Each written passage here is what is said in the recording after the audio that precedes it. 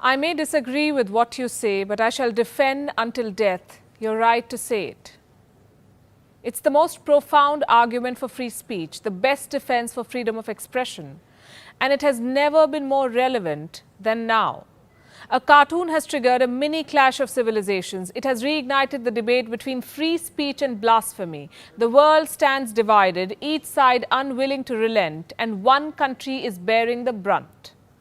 Hello and welcome to Gravitas Plus. I'm Palki Sharma Upadhyay and I'm here to talk to you about what's happening in France, a country caught in its religious divide and striving to uphold its commitment to secularism.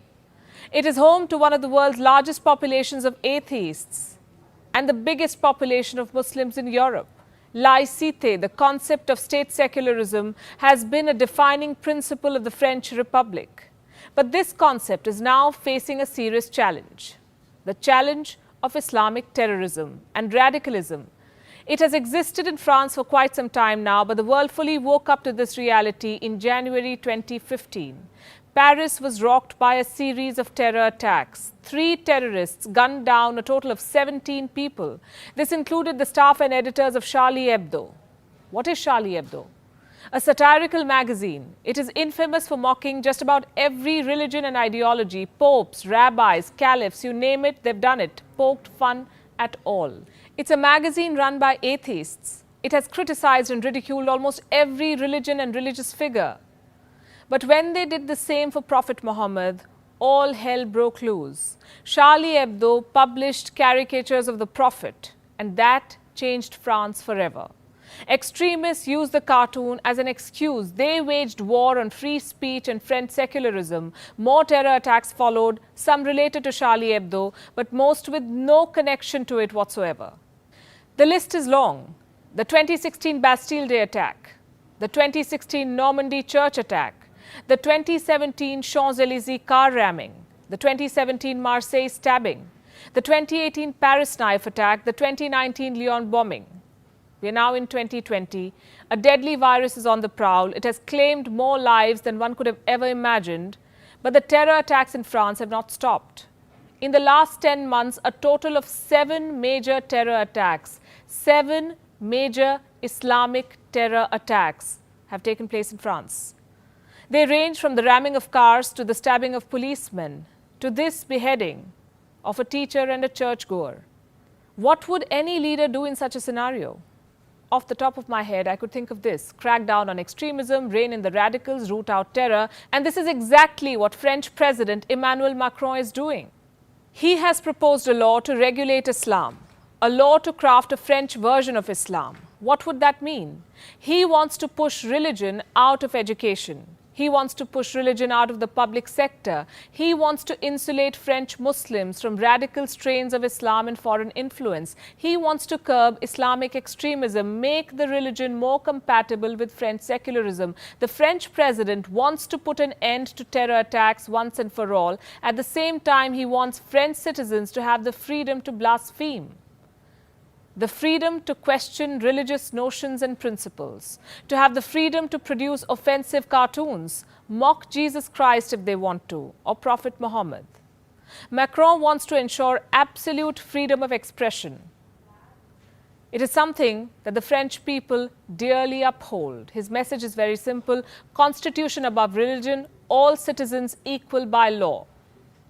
Can you disagree with an argument like this? Well, some people do. They say the president is no saint and he's doing this for politics. They say his record as president is poor and he's polarizing voters to win support. But Macron is not your quote-unquote hardliner, right-wing leader. He is a centrist liberal. Yes, he faces an election in 2022. And had he wanted, he could have used secularism as an excuse to appease French Muslims. He could have used them as a vote bank, secure his path to re-election, but he has chosen not to. This liberal leader has rejected the politics of appeasement, and now he's paying the price for it. There is global backlash against Macron, protests across the world, including in India. Some world leaders are milking this. They've branded Macron's war on extremism as a war on Islam. They've called him prejudiced, Islamophobic. They're trolling him, calling him names, questioning French morality. These are leaders who make a show of praying on television, leaders who claim to speak for the rights of Muslims, but they operate like tyrannical dictators in their own countries. One of them is the president of Turkey, Recep Tayyip Erdogan. He thinks he's the leader of all Muslims in the world. He is calling Macron Islamophobic and mental. Fransa'nın başındaki zat şaşırmış. Yatıyor, kalkıyor, Erdoğan'la uğraşıyor.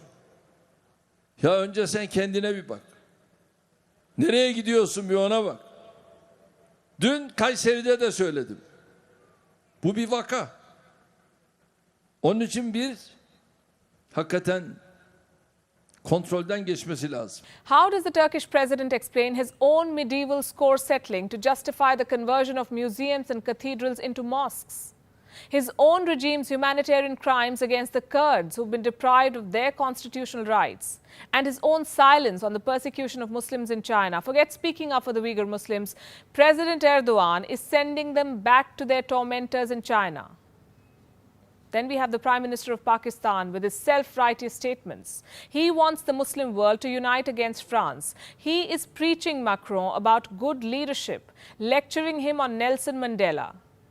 But he has no lessons in leadership to offer to Xi Jinping, and no words of condemnation against China's genocide of Uyghur Muslims. So Islamic leaders are preaching France, and almost every Islamic country or every country with Muslims is protesting. Men, women, children. There are thousands out on the streets calling Macron the devil and chanting, "Down with France." They want to boycott French products for disrespecting the Prophet. But how many of them are outraged about the terror attacks in France? To these protesters, I want to say this. There's a difference between fighting extremism and being Islamophobic. And if you make the two synonymous, you score a self-goal. What has the French government done exactly? Invaded Iraq? Passed a law to suspend civil liberties? Set up prison camps for French Muslims? Converted them into Christians? It hasn't. It has arrested a few dozen people, shut down one mosque out of the 2,300 odd mosques in this country, and taken steps to investigate Islamic organizations that may have extremist sympathies. This is a crackdown on extremism, not on Islam. A measured criticism of this crackdown is possible, yes, but to imply that France is marginalizing Muslims is plain wrong. France has suffered due to Islamic terror more than any European nation. Defeating violent extremism needs strong and decisive action. Every country has a right to defend its citizens, and so does France. As for the protesters, there are far greater injustices in the Islamic world that merit more attention. And I don't even need to give you those examples.